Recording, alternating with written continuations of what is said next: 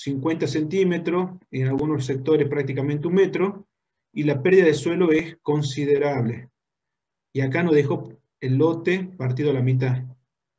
Ahora, si uno quiere transitarlo, ya sea con una sembradora o con una cosechadora, prácticamente esto es imposible traspasarlo, tiene que dar toda la vuelta a la máquina para poder cosechar o sembrar de este otro lado. También tenemos, fíjense, en estos procesos de erosión o pérdida de suelo, la pendiente toma un factor importante y a su vez la forma en que se realizan las prácticas a favor de la pendiente provocan esos desprendimientos y la aceleración de las partículas que adquieren velocidad y me produce el desprendimiento con la consecuente pérdida de suelo. ¿Cómo se manifiesta también las pérdidas de suelo? En el agua. Fíjense que el color del agua está cargada de sedimentos y eso es suelo y partículas de suelo que se van perdiendo. Obviamente que esto adquiere un caudal sólido de un alto potencial erosivo. También cuando, fíjense, acá los suelos no tienen cobertura, entonces son susceptibles al impacto de la gota de lluvia que pueden provocar esos desprendimientos.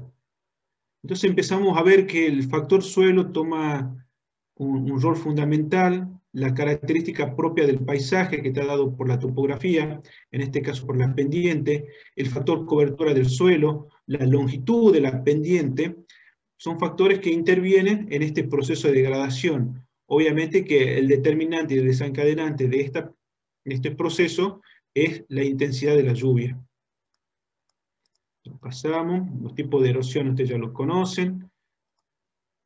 Tipo de erosión laminar, en surco, en cárcavas, cómo se forma una cárcava, cómo es el impacto de la gota de lluvia interviene en este proceso de degradación, ¿sí? De acuerdo a la longitud, los procesos, la desagregación, el transporte, la deposición, esto ya lo vieron en la teoría. Fíjense cómo se produce el desprendimiento, el transporte y la deposición, pero más que nada cómo el suelo se va desprendiendo y va generando pérdidas de suelo. Obviamente que ese suelo que se desprende de un lado va y se deposita en otro lado. Acá tenemos, fíjense, de acuerdo a los tipos de erosión, de acuerdo a la posición que estemos en el paisaje, primero tenemos erosión tipo laminar, se va concentrando, va adquiriendo mayor pendiente, va adquiriendo mayor velocidad, tenemos erosión en surco y prácticamente cuando las pendientes son muy fuertes, se van generando y se van concentrando mayores caudales y tenemos procesos de erosión en cárcava. Y acá tenemos el ejemplo. Los factores predisponentes, obviamente, que son los climáticos, topográficos, como vimos recién, la vegetación y suelo, todo eso interviene, fíjense, en este paisaje que impacta en un proceso de degradación. ¿En donde terminamos? Que existe una tolerancia que está dada, una tolerancia máxima de pérdida de suelo que está dado por diferentes factores, que en este caso nosotros conocemos que es la ecuación universal de pérdida de suelo. Esa es la base nuestra para poder decir o estimar las pérdidas de suelo. Y esa pérdida de suelo, esa pérdida anual de suelo, está dada por el índice de erosividad de la lluvia, el factor K de los suelos, el factor longitud y grado de la pendiente, el factor cobertura del suelo y las prácticas de manejo que nosotros estemos por realizar. Y acá me quiero detener para que observemos cada uno de estos factores. O sea, tenemos una tolerancia máxima, un R que está dependiendo de las precipitaciones, el K que es el tipo de suelo, el factor longitud de la pendiente y grado de la pendiente. Fíjense que como nosotros pensando en cómo podemos intervenir para disminuir la erosión hídrica, podemos afectar en este caso la longitud de la pendiente. ¿Sí? Y luego, cómo podemos intervenir de acuerdo al tipo de coberturas o cultivos que nosotros realicemos y las prácticas de manejo. Y cómo nosotros podemos intervenir modificando cada uno de estos factores de tal manera de que las pérdidas de suelo sean mínimas. Obviamente que ya saben cómo calcular el factor R, el factor K, que es muy importante conocer el tipo de suelo que nosotros tenemos en nuestro campo, que vamos a hacer este estudio para ver el grado ya sea para prevenir el proceso de erosión o qué tan susceptibles son a los procesos de erosivo. Cómo podemos calcular los factores, la longitud, el factor LS o la longitud de las pendientes, las prácticas que podemos realizar. Y todo esto nos lleva a que nosotros tenemos que lograr que nuestra pérdida de suelo sea prácticamente nula o menor a 10 toneladas por hectárea por año. Entonces, nosotros lo que tenemos que hacer es no perder suelo. Y tenemos que tener en cuenta que la pérdida de suelo está dada por todos estos factores que forman parte de esta ecuación universal de pérdida de suelo. Y que tenemos que tener como mínimo, menor a 10 toneladas por hectárea por año de suelo, o yo le diría prácticamente no perder suelo. Entonces, ya conocemos cuáles son los factores que intervienen en este proceso de erosión y qué es lo que tenemos que hacer para evitar esas pérdidas. Pero ¿qué es lo que pasa? Ese suelo, fíjense en que aquí interviene tanto la lluvia como la característica propia de los suelos, en este proceso en donde el suelo tiene una capacidad máxima de retención. Obviamente que esa capacidad máxima de retención del suelo ya depende de una cuestión propia o de la propia génesis que tiene el suelo, que en este caso va a estar dada por su característica propia o intrínseca. A esto le llamamos textura, porosidad, densidad aparente. Acá juega mucho la parte física del suelo en este proceso de conducción y transporte del agua en el perfil del suelo. Obviamente que uno de los factores importantes es la velocidad y tasa de infiltración de ese suelo. Entonces fíjense en que el suelo cobra un rol fundamental. Ahora, ¿qué es lo que está por arriba del suelo? En este caso es en esa interfase suelo-atmósfera, en donde va a estar ligada por un lado el tipo de cobertura, ya sea cobertura vegetal que esté viva o cobertura seca que se encuentre como cobertura en la superficie del suelo.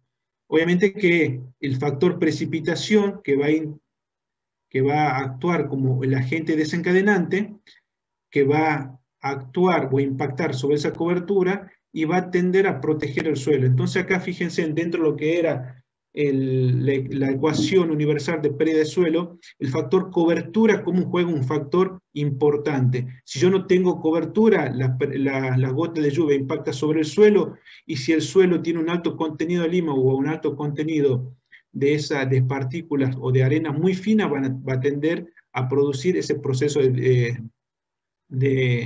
mejor dicho, lenta, entonces el suelo se va a saturar y si el suelo tiene pendiente, esa agua va a empezar a escurrir. Entonces, fíjense en tanto la característica del suelo como esa interfase entre el suelo y la atmósfera impacta sobre los procesos de erosión. Obviamente que lo que nosotros no queremos, lo que sí queremos es que haya una mayor tasa de infiltración y una menor tasa de escurrimiento. Pero ¿qué va a pasar? De acuerdo a la intensidad de lluvia, nosotros vamos a tener un caudal que no se va a infiltrar y parte va a escurrir. Ahora, ¿de qué depende la velocidad y la intensidad de ese escurrimiento? Y acá entramos a jugar con las características propias del relieve o la topografía del ambiente. Obviamente que nosotros queremos evitar ese escurrimiento, esto es un repaso de la clase pasada. Y por un lado tenemos que atacar y conocer la característica de la lluvia. ¿Qué vamos a conocer la característica de la lluvia? Se me fue. Esto. La intensidad de las precipitaciones, ¿sí? El periodo de retorno y los tiempos de concentración de cada una. ¿Para qué? Para que nosotros tengamos una determinada intensidad de lluvia. Nosotros tenemos que saber que una determinada intensidad de lluvia va a aparecer un determinado periodo de año y me va a producir esto que tenemos acá, un excedente de agua. ¿Por qué? Porque va a estar dada por una capacidad máxima de retención del suelo, y lo que no pueda retener va a escurrir. tenemos diferentes métodos que habíamos visto para calcular ese caudal de agua que va a escurrir. En este caso tenemos el método racional, ¿sí? Y luego tenemos el método de lo que sería la curva número. En donde con el método de la curva número, lo que hacíamos era calcular un complejo hidrológico, que estaba dado por la característica del uso del suelo, los manejos, la condición hidrológica, y los grupos hidrológicos que estaba dado por las características propias del suelo. Entonces, fíjense en que estos caudales que nosotros que estimamos a partir de estos métodos impactan en el escurrimiento. Por lo tanto, este escurrimiento o este excedente de agua es lo que me va a provocar la pérdida de suelo, que eso lo tenemos que meter en la fórmula de la ecuación universal de pérdida de suelo. Fíjense que, bueno, esto como calculábamos. Y la idea es poder estimar ese excedente de agua para que nosotros manejemos y controlemos ese caudal. Obviamente que nosotros tenemos nuestras condiciones impuestas en el terreno que está dado, lo voy a reiterar, por la condición climática, la característica topográfica, la característica de suelo, que muchas veces nosotros no la podemos modificar. Eso ya está impuesto, pero sí podemos actuar sobre ellas conociendo esta ecuación y poder intervenir de tal manera que estas pérdidas de suelo sean mínimas o prácticamente nulas. Para ello, ¿qué es lo que vamos a utilizar? Técnicas para el control de la erosión. Sabiendo, y esto voy a ser reiterativo, sabiendo que tenemos una determinada pérdida de suelo que la podemos manejar, que la podemos estimar a través de la USLE, de esta ecuación universal de pérdida de suelo, podemos saber esos caudales excedentes. Ahora nosotros podemos ver qué práctica vamos a realizar para poder disminuir ese caudal de escurrimiento. Obviamente que tenemos que lograr que este excedente de agua que me provoca una determinada precipitación, fíjense, nosotros lo podamos manejar y podamos conducir esta agua a velocidades no erosivas, tratando de que haya una mayor tasa de infiltración, a pesar de que hay un excedente, de tal manera que se cumplan tiempos de infiltración en un determinada espesor de suelo, una determinada superficie de suelo y espesor de suelo en cuanto a las velocidades para las cuales se infiltra el agua en los diferentes horizontes. Bueno, obviamente el método de la huella máxima, que es para determinar un caudal para estimar un caudal de agua una vez que el evento ha ocurrido. Bien, entonces, fíjense, y esto traigo para que estas dos imágenes quiero que tengan en cuenta. Por un lado, este excedente hídrico, que es el agua que nosotros tenemos que manejar y que tenemos que conducir a velocidades no erosivas. Existen muchas técnicas para poder conducir esta agua, ya sea una vía natural o almacenarla en una represa, que son técnicas estructurales o técnicas de control por relieve o lo que se llamaría la sistematización de suelo. Entonces, eso excedente es lo que tenemos que controlar. ¿Para qué? Para que no nos ocurra esto. Cuando nosotros no estimamos o no hacemos una práctica adecuada y sembramos, por ejemplo, a favor de la pendiente o dejamos el suelo prácticamente sin cobertura, lluvias intensas que pueden venir en ese periodo de retorno pueden provocar esta pérdida de suelos considerable. Acuérdense que 1 centímetro de suelo tardan prácticamente entre más de 500 años en formarse. Entonces, fíjense en cuántos años va a tardar en formarse suelo en esta cárcava. Entonces, lo que nosotros tenemos que hacer es ver qué técnica o estrategia de manejo vamos a realizar en estos ambientes para controlar esos escurrimientos y evitar estos procesos de pérdida de suelo o de degradación de suelo. Fíjense, esto es real, esto ocurre, eso también pasó en La Jita, en Antas, lluvias intensas en poco tiempo provocan estas pérdidas considerables de suelo que también me pueden provocar el corte de rutas.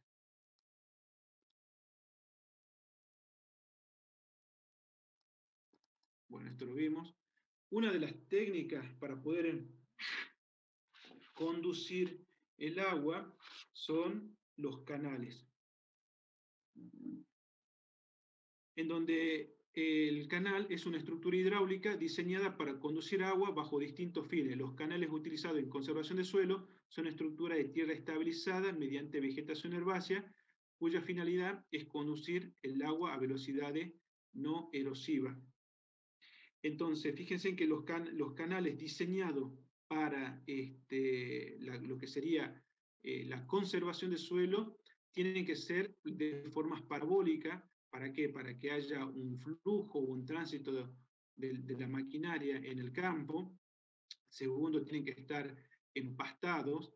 ¿Por qué? Porque tienen que disminuir esa velocidad, o tiene que existir una rugosidad para que disminuya esa velocidad de transporte de ese caudal, pero a su vez tiene que tener ese canal, tiene que permitir que la velocidad sea la adecuada, de tal manera que no me provoca una sedimentación en ese canal.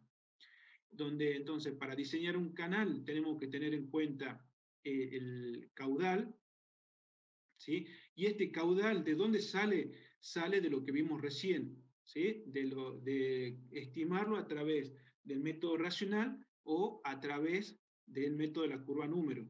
Entonces de ahí ya podemos estimar ese caudal y podemos ir dimensionando nuestro canal. Obviamente que tenemos que tener en cuenta que ese periodo de recurrencia o ese periodo de retorno. Por eso es muy importante conocer las características propias de la lluvia, como le dije recién.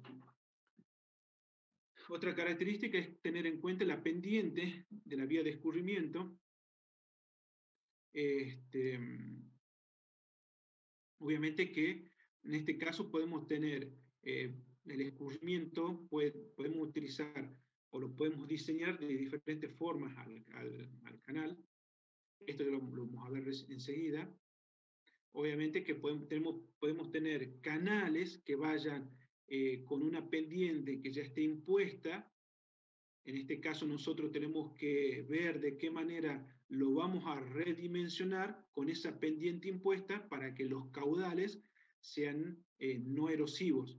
O podemos utilizar pendientes propias del terreno y conducir el agua, que se conduzca el agua a velocidad no erosiva hasta que desemboque en una vía natural.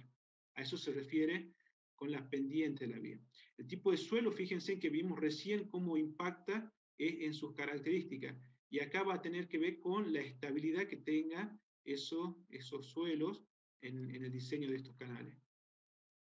La cobertura, obviamente que, como dije recién, las mezclas la mezcla de pastura ayuda a que si los canales están empastados, la velocidad sea prácticamente mínima, o sea, disminuye por la rugosidad esa velocidad de transporte de ese caudal, de tal manera que no provoque erosión, ni tampoco provoque una sedimentación. ¿Qué quiere decir?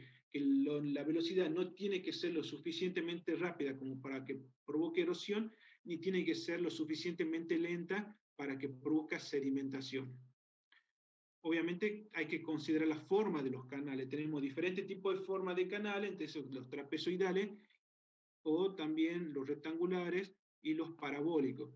Como dije recién, nuestra forma y la sección transversal para los diseños, para manejo y conservación de suelo, son de tipo parabólica. En el caso que utilicen para riego, por lo general se utilizan canales de tipo trapezoidales.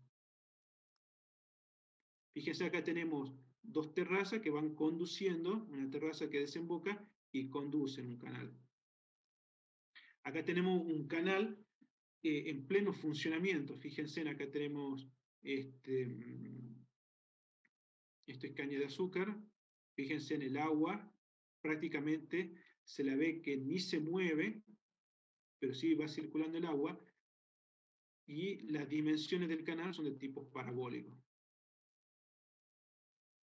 Acá tenemos otro ejemplo de los tipos de canales, eso ya lo vieron en la teoría, las secciones de los canales. Fíjense, acá tenemos canales empastados, otro canal empastado.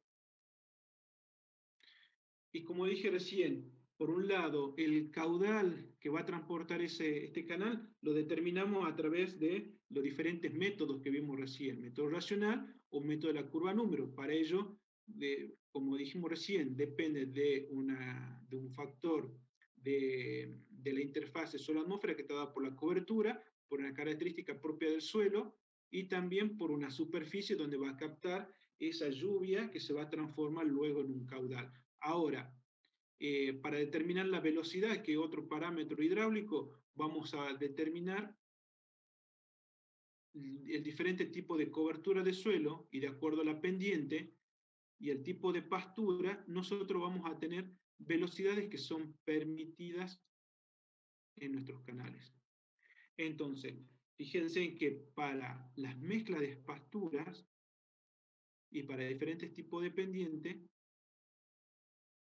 fíjense, se puede estimar las velocidades. Por lo general, las mezclas, como dije recién, van a tender, una alfalfa va a tender a hacer que las velocidades sean mínimas. Obviamente que lo ideal es que tengamos una mezcla de pasturas en nuestros canales. Sería lo ideal. ¿Para qué? Porque si una de las pasturas llega a tener, llamémosle, el ataque de alguna plaga o se sieque o pase algo, la otra especie puede sobrevivir. Entonces, por ahí las mezclas ayudan. A su vez, tenemos mezclas que comparten o pueden ocupar sitios que no ocupan las otras pasturas. Por lo tanto, lo ideal sería que el suelo esté cubierto prácticamente, o prácticamente esté empastado. Acá podemos ver el diseño y la forma de diferentes tipos de canales. Nosotros nos quedamos con el tipo parabólico. Dentro de lo que es el dimensionamiento de un canal, bueno, intervienen varios parámetros. Nosotros lo que vamos a estimar es el ancho del canal y la profundidad. Bien, para poder estimar este dimensionamiento, poder realizar este dimensionamiento, tenemos que estimar estos parámetros. Estos parámetros los vamos a estimar mediante tablas que ya están prácticamente estandarizados y va a tener en cuenta varios factores. En este caso, la pendiente, la velocidad y el caudal que va a circular por ese caudal, por ese canal. ¿Y qué es lo que vamos a estimar nosotros? Por un lado, la profundidad, que es el tirante o la altura de agua que va a tener, y el ancho que va a tener ese canal. Obviamente que, fíjense que lo que vamos a tener acá va a ser una sección, y por esa sección va un determinado caudal de agua que va a tener una determinada altura, esa lámina de agua, y fíjense que la velocidad tiene que ser constante. Ahora, fíjense en el diseño de este canal, al ser parabólico, no tiene a concentrar el agua ni hacer que las velocidades sean, o mejor dicho, no hace que se concentre más el agua y adquiera velocidad y que provoque erosión dentro del canal. Por ejemplo, que lo que podríamos decir que en un canal, en este caso triangular, el agua se podría concentrar acá en superficie y adquirir y provocar erosión en la parte más baja. Acá prácticamente no. Bien. Entonces, nosotros en el práctico, que no había quedado pendiente, ¿todos tienen el práctico a mano? Del diseño de canales. Sí, profe. Bien. ¿Qué es lo que dice? Utilizando las tablas del Servicio de Conservación de Suelo, determine el ancho, en este caso el T, y la profundidad, D, de un colector de terraza. Si el caudal pico es, fíjense, le dan 1,13 metros cúbicos por segundo, la pendiente es 2%, y la velocidad 1,5 metros por segundo. Tienen que expresar el resultado en metros. ¿Sí? ¿Cómo se hace? Bien, fíjense que las tablas que nosotros vamos a utilizar, que ustedes la tienen en el práctico, fíjense que ahí se le dio 2 o 3 tablas que tienen una serie de letras y de números, que es esta tabla que está acá. Fíjense que por un lado tenemos tablas para diferentes pendientes, por un lado la pendiente, y por otro lado tenemos caudales, acá a la izquierda, y por otro lado tenemos velocidades.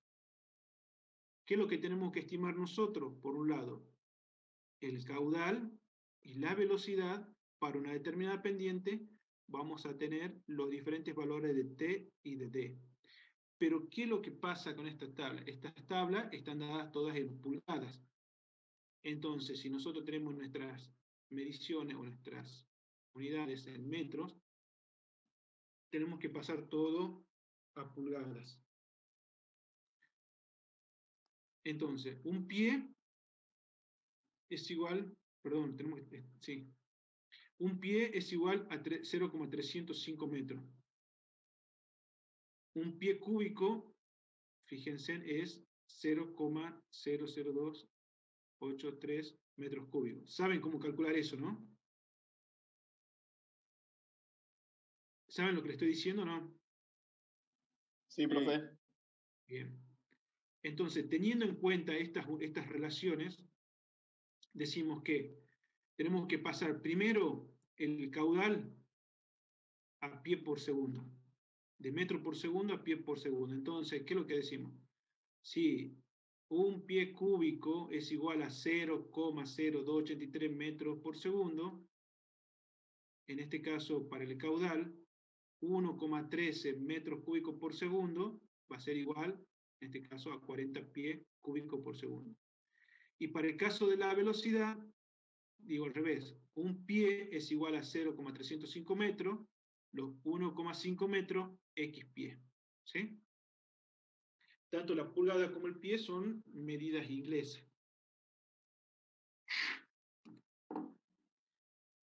Ahora, una vez que yo ya tengo, acá si nosotros miramos la imagen, la foto esta, yo tengo que calcular el ancho de este canal y la profundidad. ¿Para qué? Para que la velocidad y el caudal sean los mínimos, no erosivos, y no provocan degradación. ¿Qué es lo que hago? Primero, me busco la tabla que diga el 2% de pendiente. ¿Qué es lo que hago? Entro a la columna y me fijo el valor de caudal. Entonces ya tengo el valor de la pendiente, el caudal. ¿Qué es lo que estimo ahora? Me voy a la velocidad. Entonces ya tengo pendiente, caudal, velocidad. ¿Qué me piden calcularme? Tanto el ancho como la profundidad. Fíjense, llegó este valor de acá, calculo el T y calculo el D. Entonces ya tengo para poder conducir este caudal a esta velocidad con esta pendiente, la dimensión de mi caudal, de mi canal, es esta. Ya tengo el valor de T y de D. Pero fíjense que esto está dado en pie. Entonces ya tengo el T y el D estimado. El D me dio 1,45 acá. El D es la altura. Y luego tengo el T, es el ancho, me da 8,7. 8,7. Entonces vuelvo a hacer la relación. Un pie es igual a 0,300, 1,45 X, y lo paso a metro. Igual el ancho que estaba en pie lo paso a metro. ¿Se entiende?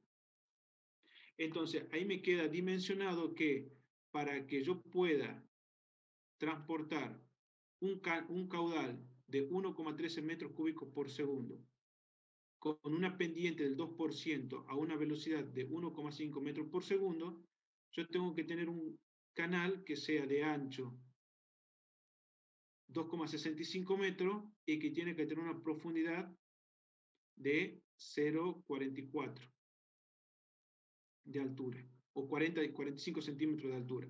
Obviamente que este canal tiene que ser parabólico y obviamente empastado. ¿Sí? ¿Alguna duda? Con eso ya terminamos lo que sería el dimensionamiento del canal, que sería una de las técnicas que vamos a utilizar para poder conducir el agua y que vamos a utilizar para sistematizar un campo. Entonces, le vuelvo a reiterar. Vamos a salir de acá.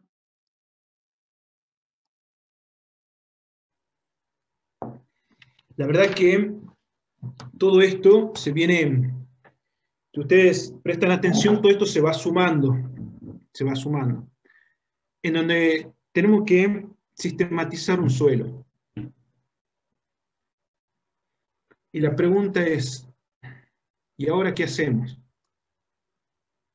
Y partimos del primer concepto que hablamos cuando comenzamos, la erosión hídrica.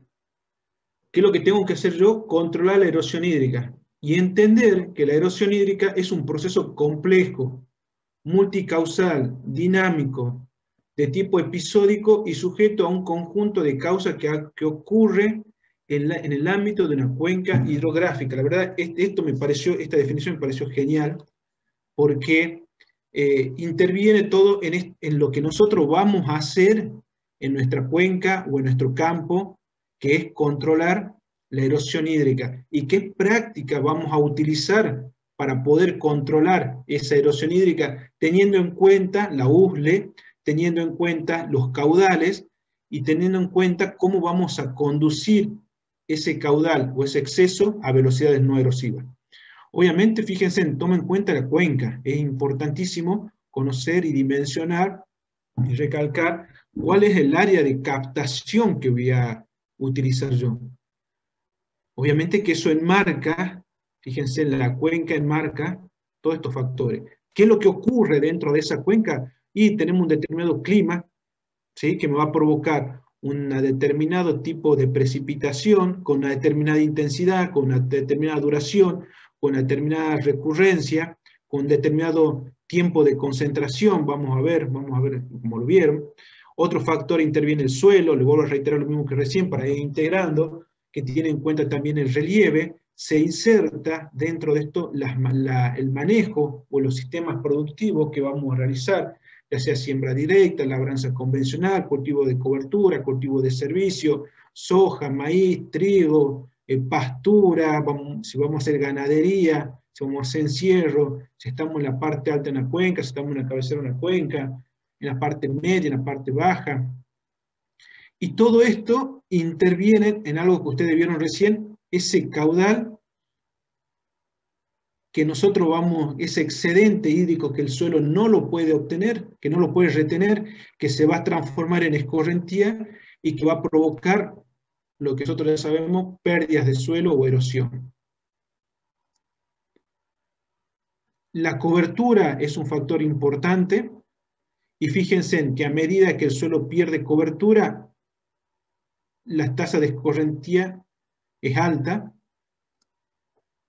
Y para ello vamos a tener, teniendo en cuenta estas características que vimos recién, que ustedes ya la conocen, y sobresaltando las coberturas, que quiere decir que a mayor porcentaje de cobertura del suelo tenemos menor pérdida de suelo, y el suelo con menor cobertura, mayor escorrentía. De aquí nacen las prácticas que vamos a realizar.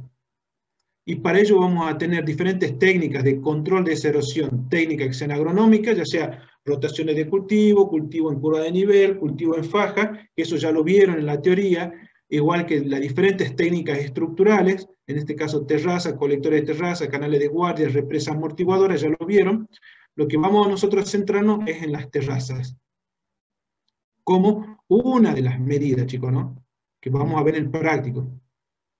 Y dentro de las terrazas tenemos diferentes tipos, vamos a ver, pero no se olviden de todas estas técnicas. Nosotros vamos a hacer hincapié en esta. Bueno, esto lo pasamos de largo. Fíjense que el objetivo es acortar la longitud de la pendiente de modo de reducir la velocidad de escurrimiento o directamente detenerlo. Entonces nosotros entramos dentro de esa ecuación universal de pérdida de suelo, por un lado, actuando sobre las prácticas de manejo, en donde las prácticas, ¿qué es lo que vamos a hacer? Acuérdense que había un factor en LC y P, entonces lo que nosotros, un LS, un S, y acá es donde entramos, es acortar la longitud de la pendiente.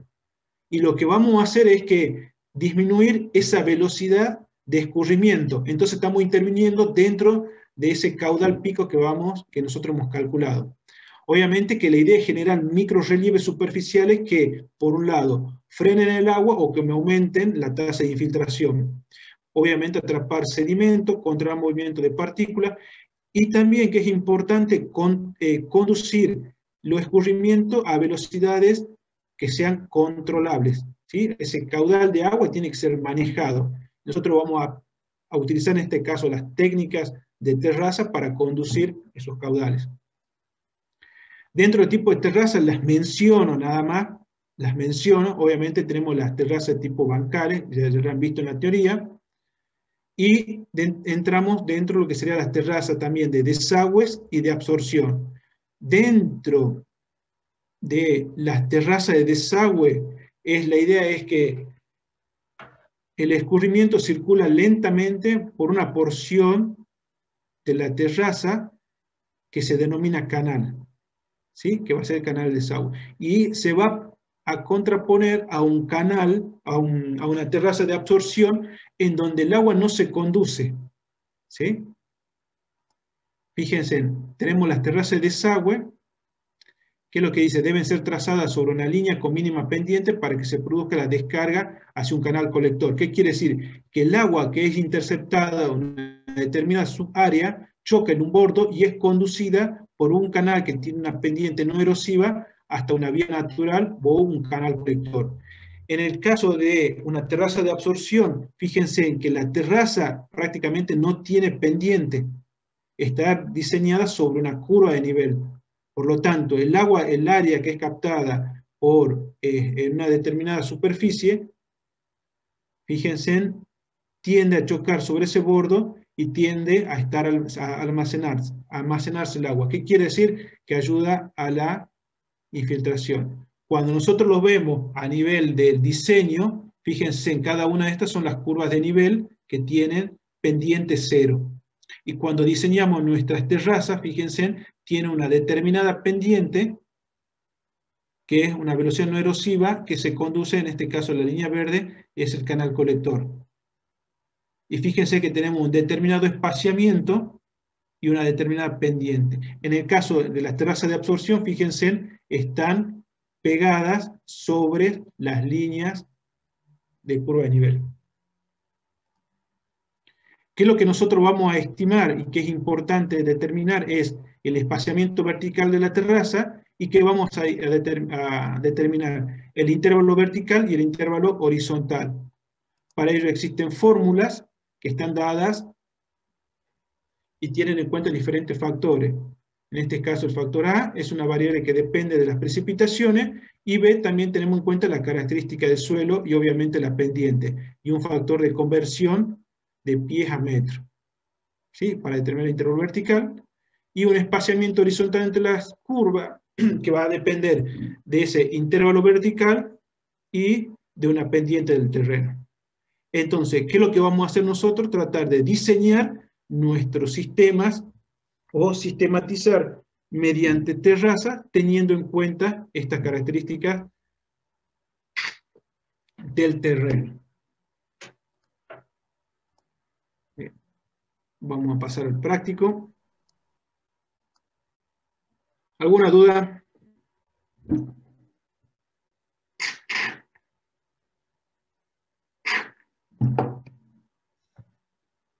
¿Alguna duda, chicos?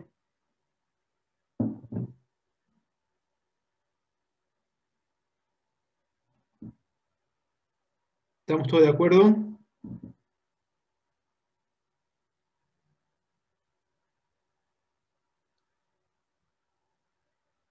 Bien. Si no hay preguntas.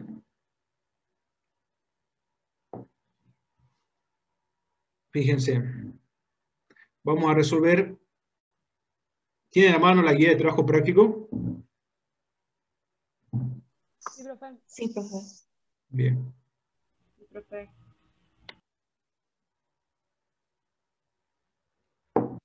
Por ahí le hice un repaso para que vayamos integrando todos los conceptos, lo vayamos interrelacionando y ligando unos con el otro para que entendamos qué es lo que vamos a hacer y por qué lo vamos a hacer y cuáles son los factores que vamos a utilizar para, ya sea para resolver práctico o para cuando ustedes sean profesionales y estén frente a un campo, tomen en cuenta las diferentes dimensiones que tienen que tener o criterios para tomar una decisión.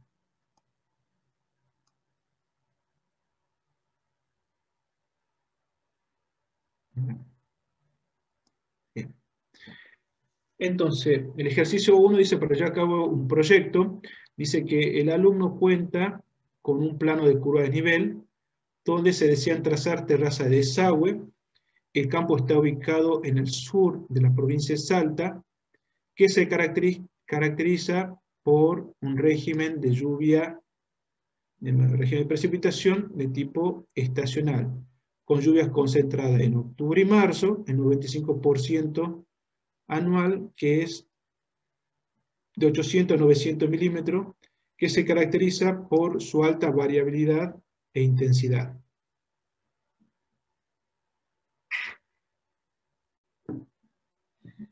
Fíjense que acá tenemos ya información bastante importante para tener en cuenta. Esto es una situación muy puntual y es interesante ver lo que se tiene en cuenta. Fíjense, por un lado tenemos un plano de curva de nivel. Tenemos que ver, ¿sí?, cómo vamos a ubicar las terrazas de desagüe. Tenemos los datos que, fíjense, el régimen de precipitación está con lluvia estacional, con lluvias concentradas de octubre a marzo. Tenemos entre 800 y 900 milímetros y que se caracteriza por alta variabilidad de intensidad. Acá nos podemos ubicar, como dice, al sur de la provincia podemos tener Metán, Rosario de la Frontera, y ya no tenemos que ir imaginando el tipo de ambientes y el tipo de suelo que podemos tener al sur de la provincia. Y fíjense en las precipitaciones, o sea, tener 800 y 900 milímetros realmente es una precipitación que se puede transformar en erosiva si las intensidades realmente son altas. Como dice acá, se caracteriza por su alta variabilidad e intensidad. Estoy haciendo esto, chicos, para que pensemos lo que estamos haciendo y la importancia de esto. Y no lo hagamos al práctico para responder lo que hay que hacer. Entonces pensemos en estas características. ¿Qué nos piden? Por un lado, determinar la equidistancia del plano. Determinar las pendientes máximas. Ubicar el desagüe colector de las terrazas, explicando cómo se seleccionó su ubicación. Y calcular los valores de lectura de hilo medio para una pendiente de 0,3% y estaqueado cada 30 centímetros. A partir de la siguiente lectura de hilo medio, 1,5 y para una longitud de 300 metros. Entonces, fíjense, acá nos piden calcular o trazar una terraza que tenga 0,3% de pendiente. Obviamente que estaqueada cada 30 centímetros. Cada 30 metros con 0,3% de pendiente. Entonces, fíjense que acá tenemos que repasar lo que vimos en altimetría. Y si nos ponemos a pensar, les vuelvo a reiterar, tenemos la USLE, los caudales de escurrimiento, el concepto de canal y el concepto de las prácticas de manejo para poder frenar la erosión. Entonces fíjense cómo todo se interrelaciona para poder entender lo que estamos haciendo. Acá tenemos el plano de curva a nivel y tiene una escala, 1 en 500.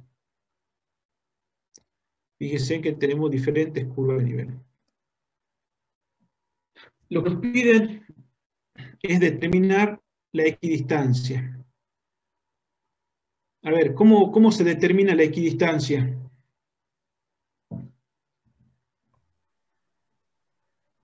Eso ya lo vimos en altimetría. Comparando dos curvas de niveles consecutivas, es la diferencia vertical. Bien, perfecto. ¿Cómo es su nombre? Alexia. Bien, Alexia, perfecto. ¿Sí? Entonces, como dijo, tomamos dos curvas consecutivas. Bien. A ver, ¿qué más? ¿Quién más puede aportar algo?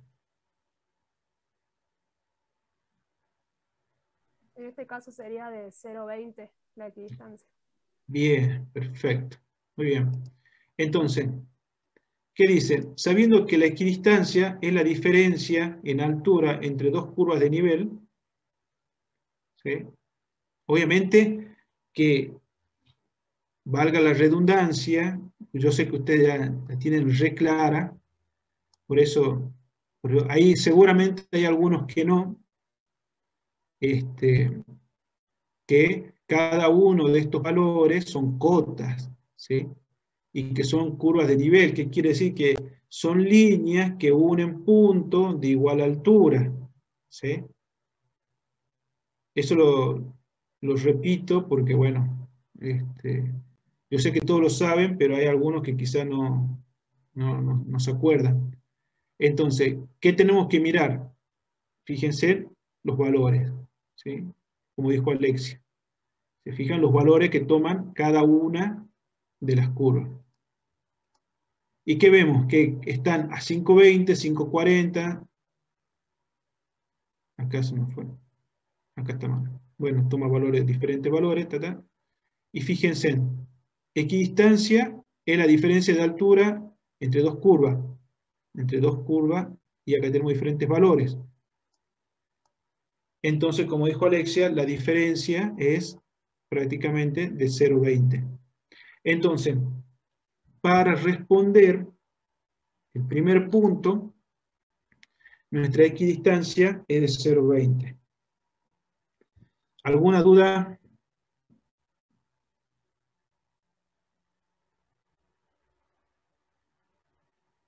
Esto puede ser pregunta parcial, ¿no? Esta es pregunta de parcial, esta es pregunta de final, esta es la última pregunta cuando ya vienen de 10 en el final oral, le preguntamos esto y dicen cualquier cosa y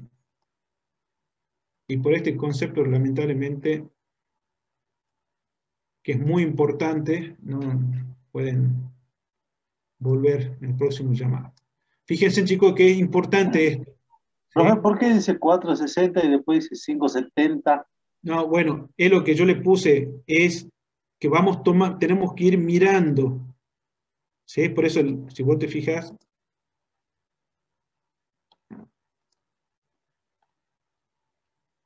¿qué pongo?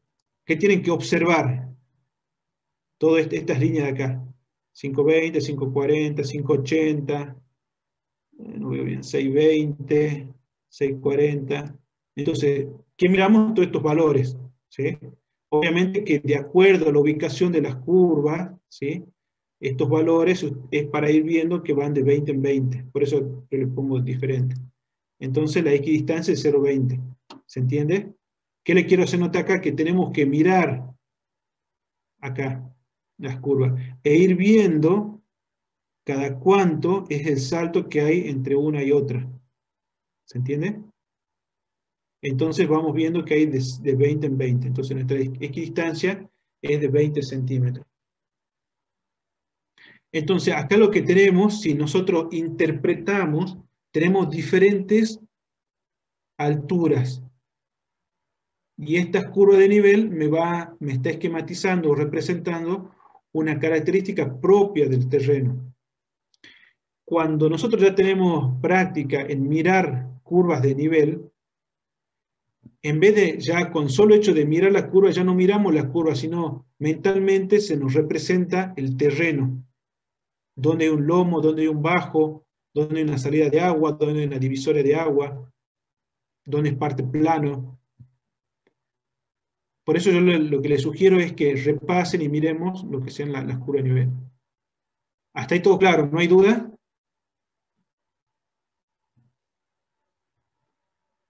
¿Estamos todos de acuerdo que la distancia de 0,20, la equidistancia es 0,20? Sí, profe. Bueno, bien. Después no, acuérdense cuando sea el examen. No van a querer poner otra cosa. ¿Sí?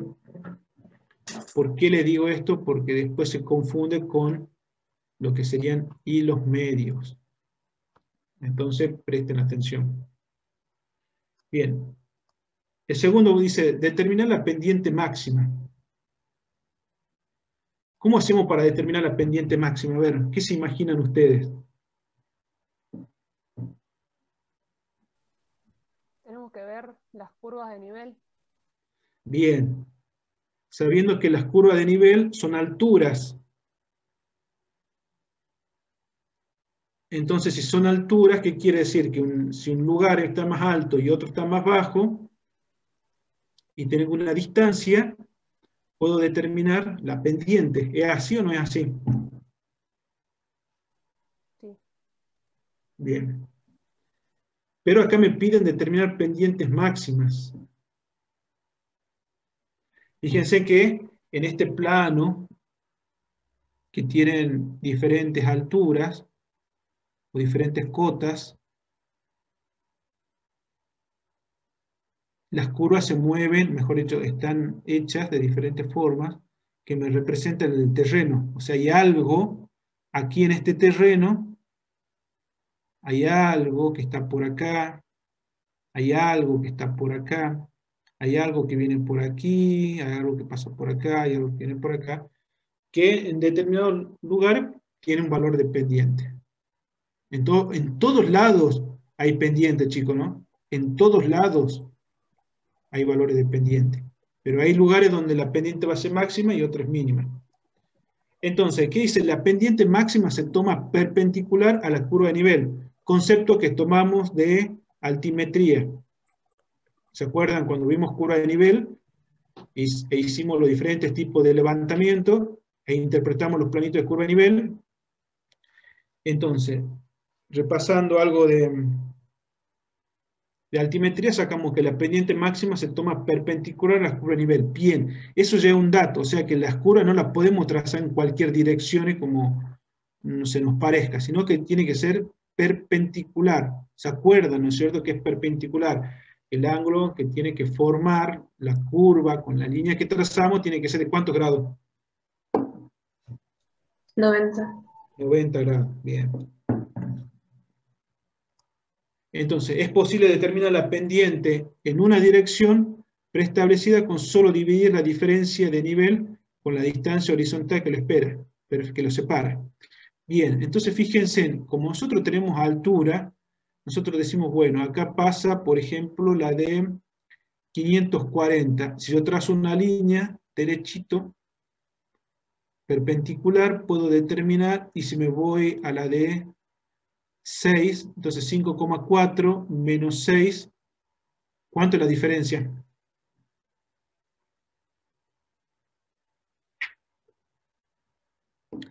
¿5,4 menos 6, ¿cuánto es la diferencia, chicos? 0,6. 0,60. 0,60, bien. Entonces fíjense, ahí que lo que nos está dando ya un delta, una diferencia de altura. ¿Se acuerdan cuando vimos la parte de altimetría, la diferencia, cuando todos los valores de hilo medio lo pasábamos a cota, y al pasarlo a cota nosotros podíamos comparar todos los puntos, porque supuestamente cada punto, cada cota podría ser un valor de curva, y podíamos tomar, entonces, esa diferencia de altura me da un desnivel. Entonces ya tengo una diferencia de altura. Que si yo esa diferencia de altura la relaciono con la escala del mapa, puedo sacar la distancia. Y ahí puedo determinar la pendiente. ¿Se entiende? Entonces, la pendiente es grande en los sitios donde las curvas se acercan entre sí. Mientras más juntas estén las curvas, yo tengo mayor pendiente. Ahora, por el contrario, las curvas son suaves en donde las curvas se encuentran distantes unas con otras. Bien. Entonces, fíjense, si nosotros miramos, hay sectores en donde las curvas están más cerca, acá fíjense, están separadas prácticamente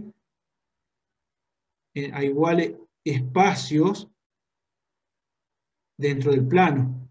Entonces, acá posiblemente la pendiente sea uniforme. En otro sector, acá, fíjense que las curvas tienden a estar un poquito más juntas.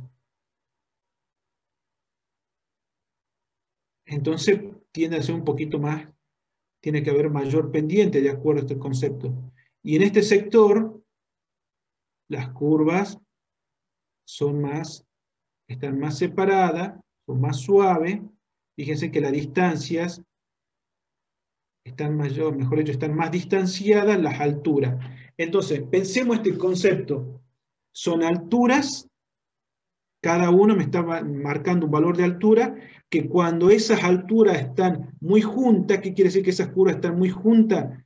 Quiere decir que la pendiente es mayor. ¿Sí? Posiblemente estemos en una ladera de un cerro, en donde, fíjense, las alturas están prácticamente una al lado de la otra. Ahora, si en los lugares más planos, fíjense, mientras más plano y uniforme sea, acá un lugar es, por ejemplo, acá es uniforme, pero tiene cierta inclinación. Y acá abajo, fíjense, es más plano, este sector es más plano. ¿Por qué? Porque si ustedes se fijan, la altura de las curvas, las cotas, el espaciamiento están más alejadas, entonces son más suaves. Es un poco para ir interpretando. Ya vamos a ver qué significa un poquito cada uno de estos. Entonces, si yo trazo el punto A, la línea A, tenemos un desnivel desde las 7,6, acá, menos las 5,8, yo tengo un desnivel de 1,8 metros.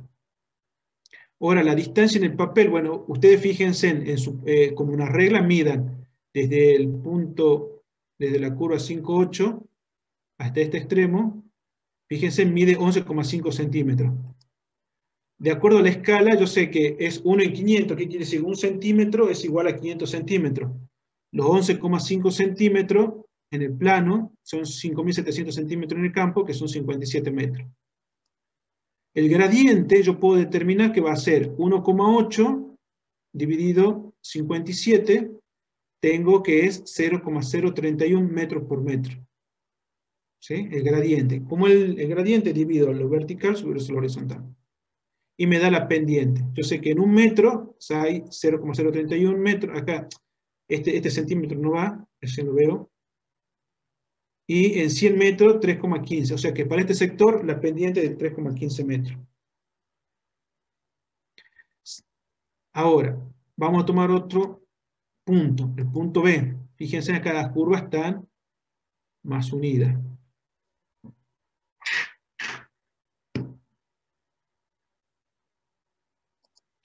El desnivel es de 6,7 a la 7,2, es de 1 metro. La distancia en el papel, 4 centímetros. O sea, 1 centímetro es igual a 500, de acuerdo a la escala. Los 4 centímetros, 2.000 centímetros son 20 metros. El gradiente es 0,05 metros por metro. y acá yo tengo una pendiente de 5%. Fíjense que cuando las curvas están más juntas, fíjense, la pendiente es más fuerte. En cambio, cuando los valores de curva están separadas, las pendientes son más suaves. ¿Alguna duda?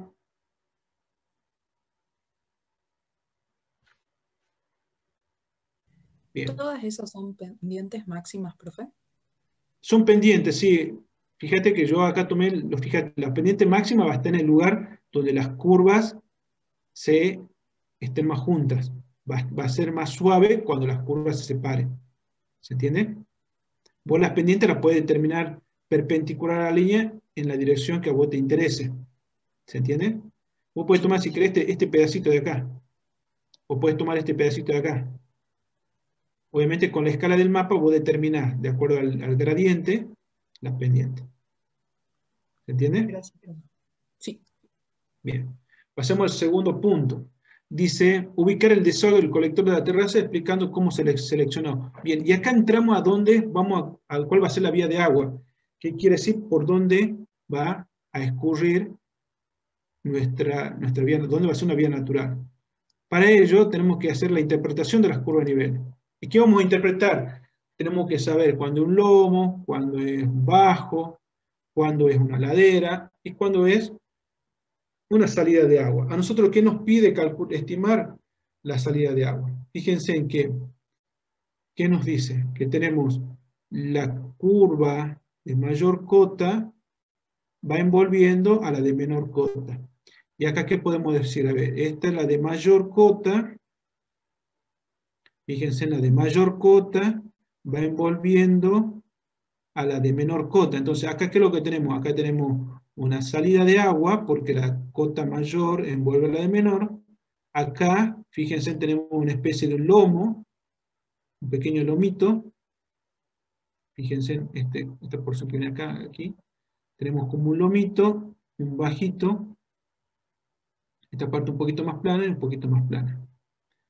Entonces, ¿qué es lo que seleccionamos para ubicar nuestro desagüe? Esta vía, en donde la cota mayor va envolviendo a la de cota menor. Por lo tanto, acá tenemos nuestra salida de agua, nuestra vía natural. Entonces se ubica el colector en función de las curvas de nivel, donde las curvas de mayor cota envuelven la de menor cota, teniendo en cuenta estos valores. Esta forma de la curva y cómo estas curvas se van disponiendo. ¿Sí? Obviamente que después nosotros interpretamos, bueno, acá un lomo, acá está un poquito más plano, acá sale el agua, acá un poquito más plano, acá está relativamente plano, más o menos parejo. ¿Sí? No hay una cosa rara como parece, bueno, hay un pozo, una hollada, nada. Y acá tiene que ser pendiente como netamente uniforme. ¿Alguna duda? Bien.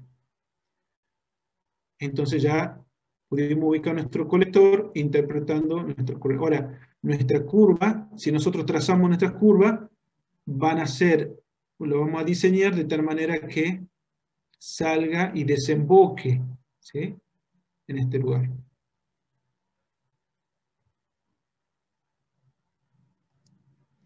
Dice, calcula los valores de lectura de hilo medio para una pendiente de 0,3%.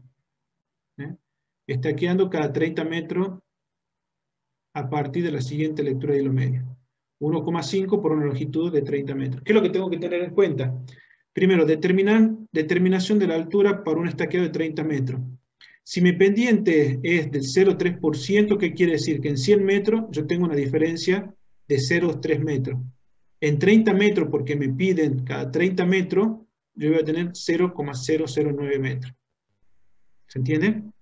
Entonces, fíjense, cada una de las curvas, la diferencia entre alturas, ¿sí?, va a ser de una diferencia de 1,5. Perdón, de 0,3, de 0,09.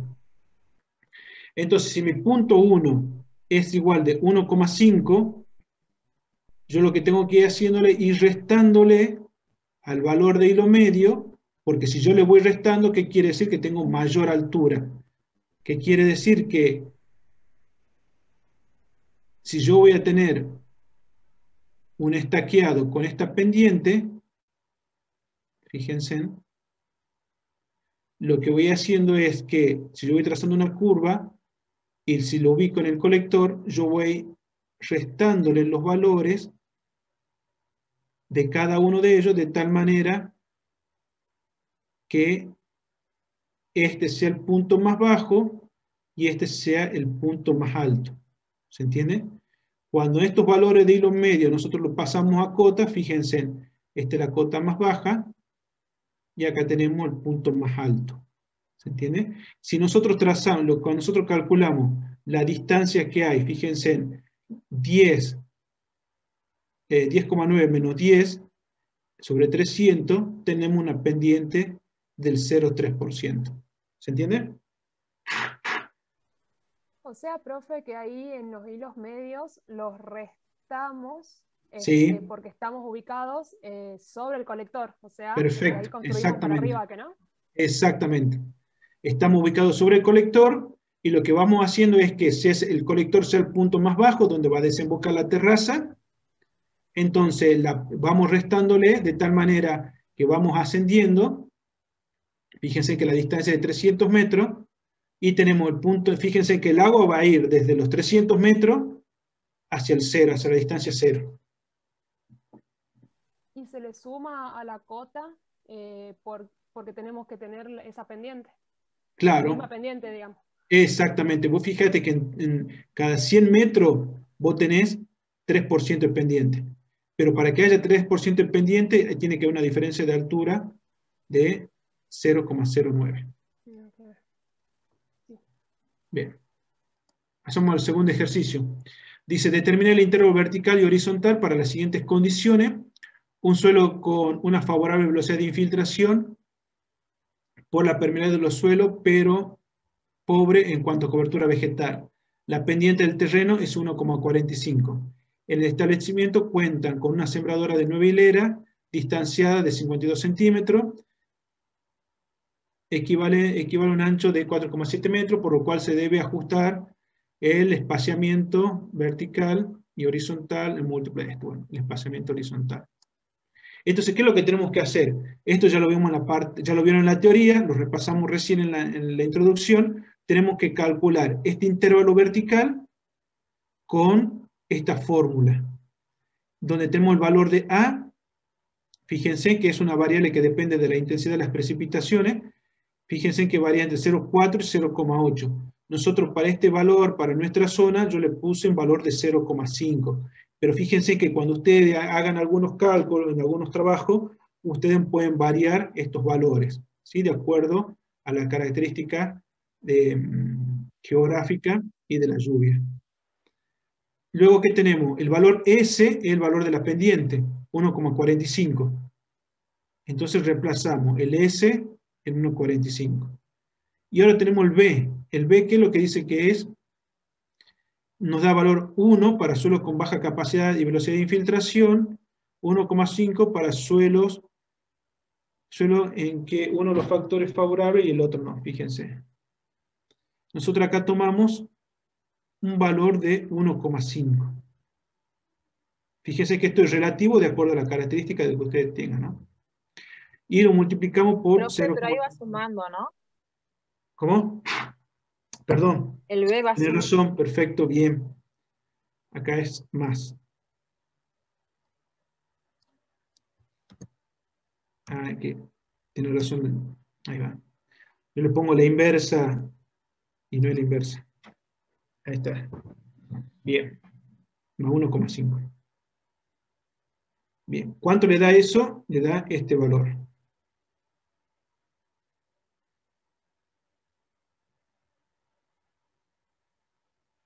Ahora, ¿qué hacemos? El resultado está bien, profe. ¿Cómo? El resultado es correcto. Bien. Fíjense, ahora que calculamos el intervalo horizontal. Obviamente ocupamos esta otra fórmula que está en la guía de trabajo práctico, que es el espaciamiento vertical obtenido, y tenemos la pendiente del terreno. ¿Y qué es lo que hacemos? Vamos reemplazando. ¿Sí? Reemplazamos el valor que hemos obtenido acá, en metro, sobre la pendiente, en metro, la pendiente, y tenemos el espaciamiento de 47 metros. Fíjense que nosotros calculamos acá el espaciamiento entre terrazas. Este es un modelo, fíjense que el espaciamiento entre terrazas que cumple ese intervalo es de 47 metros. Ahora, ¿qué dice? Pero por acá tiene que ir esta sembradora. ¿Qué quiere decir? Que la sembradora va a entrar por acá, va a llegar por acá, o va a llegar hasta el final, ahí va a pegar la vuelta, y va a dar la vuelta por acá, va a llegar por acá, va a dar la vuelta, pero ¿qué pasa? La sembradora tiene un determinado ancho, ¿sí? Yo no puedo ir después cortar 3 tachos y que siembre la mitad, no. Tiene que entrar con todos los tachos por acá, que son 9, llegar hasta acá, volver y terminar en forma correcta. Tampoco puedo superponer líneas de siembra porque son semillas que voy perdiendo. Ahora, mi ancho de labor, ¿qué dice que son? 9 metros por 0,52 son 4,7 metros. Bien, son de 4,7 metros. Total de pasada, entonces fíjense que son múltiplos. Yo voy a tener que hacer 10 pasadas, en este caso, para que me cumplan los 47 metros. En este caso coincidió. ¿Sí? Entonces, yo voy a tener que hacer una pasada, llego acá, otra pasada, 8, 9, y la 10ª pasada, fíjense que voy a estar justito sobre la curva. Entonces, el espaciamiento de 47 metros me coincide, en este caso, con 10 pasadas que corresponden a 4,7 metros del espaciamiento entre, mejor dicho, el ancho de labor o el ancho de sembradora de la maquinaria. Y fíjense que están separadas, cada uno de estos tachos está separado a 52 centímetros. Acá hay 1, 2, 3, 4, 5, 6. Bueno, acá un ejemplo, pero fíjense que están separados cada 52 centímetros. Fíjense cada uno de estos surquitos, ¿sí? Acá hay 52 centímetros. Entonces yo tengo, son 9 de estos, por 0,52 son 4,7 metros. ¿Se entiende? Y coincide con eso, con este espaciamiento que yo estoy calculando acá. Bueno, este otro ejemplo que le quise poner por si las dudas tengan que hacer algún tipo de enlace, para el caso del ejercicio anterior, fíjense si yo tengo que enlazar, fíjense, empiezo con lectura atrás de 1,5, le voy restando, y si yo tengo que hacer un enlace, le pongo un valor que considero que puede ir, tomo la lectura atrás, lectura adelante, lo vuelvo a hacer. Y fíjense que los valores de cota prácticamente dan iguales. ¿Sí? Acá se calcula el plano de referencia, se va calculando las cotas, se hace trabajo con el enlace, eso ya lo vieron. O sea, este es un repaso de lo que sería si yo tendría que hacer un enlace en el caso de que, por ejemplo, yo quiera cortarlo, o sea, no me dé el nivel a los 300 metros y yo tenga que hacer un enlace. Yo en este caso hago un enlace a los 150 metros y cambio de estación. Eso se lo dejo para que lo miren después, pero es un repaso de lo que vimos en la altimetría. Muy bien, terminamos.